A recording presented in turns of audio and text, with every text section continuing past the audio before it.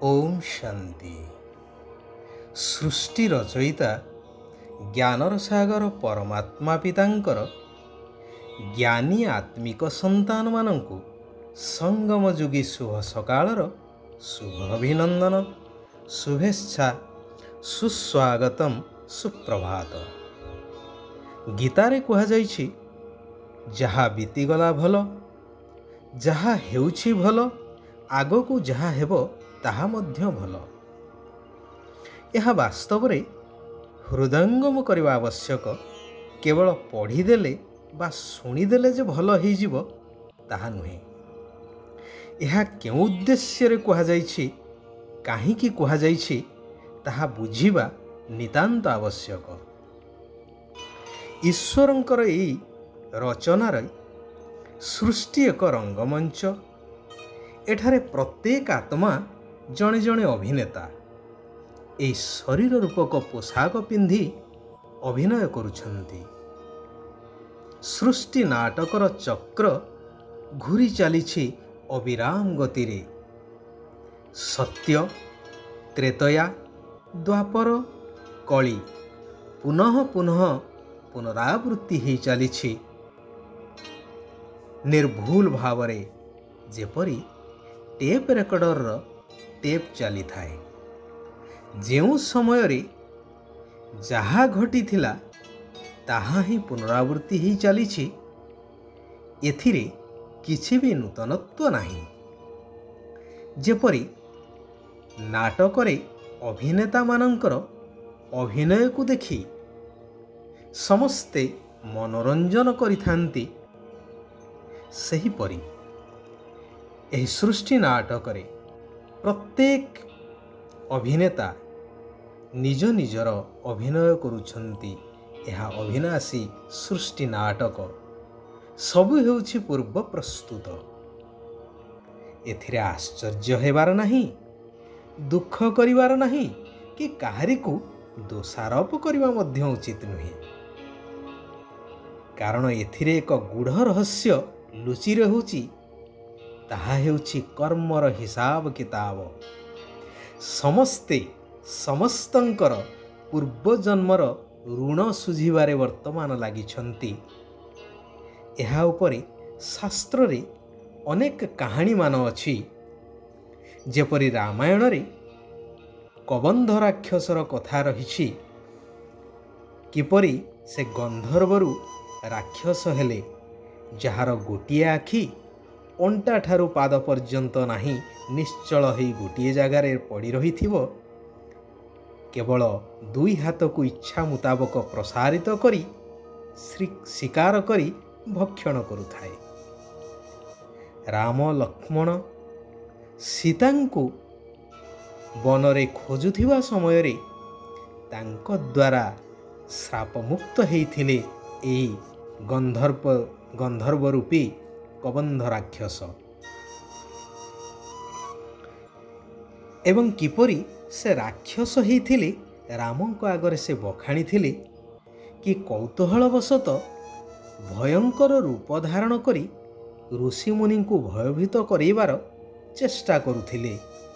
ऋषि तांको दिव्य दृष्टि बलरे जानि पारिले एवं अभिशाप देले जे तुमे सदा काल पाई एही भली रूप नहीं जाओ। तेबे कहिबार उद्देश्य हेउछि जिए जेपरी कर्म करिथांती तार हिसाब किताब चुक्त करिबाकु ही पड़िबो ना। वर्तमान समाज रे देखा जाए परिवार मध्यरे मध्य जणे जदि भल कर्म करिथाए भल कहिथाए ताकू अनेक कष्ट भोगिबाकू पड़ुछि, अपमान मध्य सह्य करिबाकू पड़ुछि। एहा ही हेउछि कर्मर हिसाब किताब।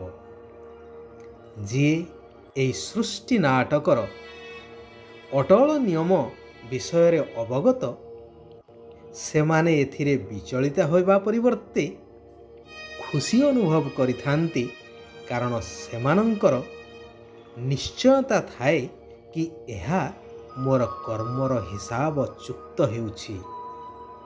जेपरि केही जणे अभावी ବ୍ୟକ୍ତି ନିଜର ମୁଣ୍ଡ ଝାଳ ତୁଣ୍ଡରେ ମାରି ପେଟରୁ କାଟି ସଞ୍ଚୟ କରି କରି ଋଣ ପରିଶୋଧ କଲା ପରେ ଖୁସି ହେଇଥାନ୍ତି ଦୁଃଖୀ ହେବା ପରିବର୍ତ୍ତେ, କାରଣ ସମ୍ପୂର୍ଣ୍ଣ ଚିନ୍ତାମୁକ୍ତ ହେଇଯାଇଥାନ୍ତି ନା।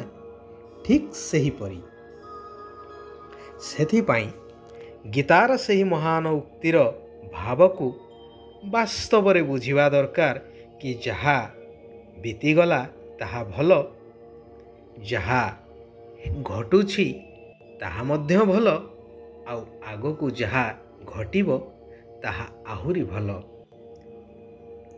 ଏଥିରେ ସମସ୍ତଙ୍କର କଲ୍ୟାଣ ହିଁ କଲ୍ୟାଣ ଅନ୍ତର୍ନିହିତ ହୋଇ ରହିଛି।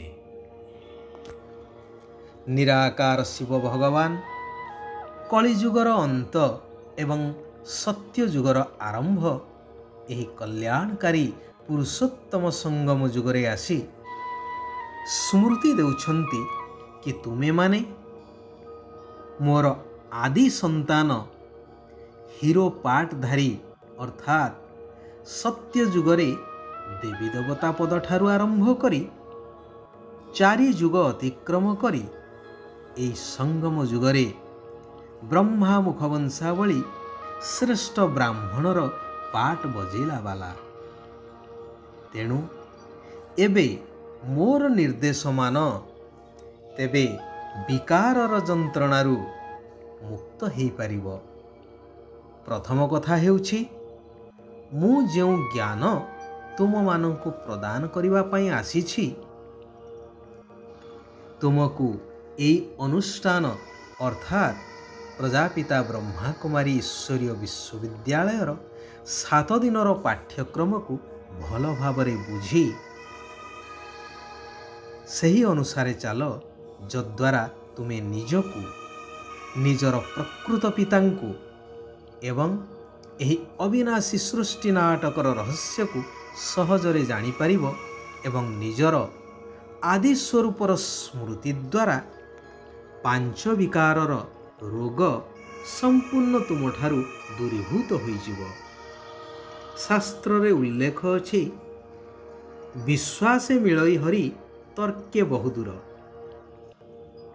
ଧୈର୍ଯ୍ୟ ଧରି ଏହି 7 ଦିନର ପାଠ୍ୟକ୍ରମକୁ ପୂରା କର, ଯାହା ସମ୍ପୂର୍ଣ୍ଣ ନିଃଶୁଳ୍କ। ଧୀରେ ଧୀରେ ମନର ସମସ୍ତ ପ୍ରଶ୍ନର ଉତ୍ତର ଏହି 7 ଦିନ ମଧ୍ୟରେ ସମାପ୍ତ ହୋଇଯିବ, ଅର୍ଥାତ୍ ସବୁର ଉତ୍ତର ମିଳିଯିବ। ବାସ୍ତବତାକୁ ଜାଣିସାରି କୌଣସି କଥାରେ ସଂଶୟ ଆଣିବା ଅନୁଚିତ। ସାକ୍ଷୀ ହୋଇ ପ୍ରତ୍ୟେକ ଅଭିନେତାଙ୍କର ସବୁ କିଛି ଅଭିନୟକୁ ଦେଖ। କେବେ ହେଲେ ନିଜର ଚରିତ୍ରର ରେକର୍ଡକୁ ଖରାପ କର ନାହିଁ। ନିଜକୁ ବିନ୍ଦୁ ଆତ୍ମା ନିଶ୍ଚୟ କରି ନିରାକାର ବିନ୍ଦୁ ପିତାଙ୍କ ସ୍ମୃତିରେ ରୁହ, ତେବେ ସମ୍ପୂର୍ଣ୍ଣତାକୁ ପ୍ରାପ୍ତ କରି କର୍ମାତୀତ ଅବସ୍ଥା ହୋଇଯିବ। ସତ୍ୟ ପିତାଙ୍କ ସହିତ ସମ୍ପୂର୍ଣ୍ଣ ସତ୍ୟତାର ସହିତ ଚାଲିବା ଦରକାର।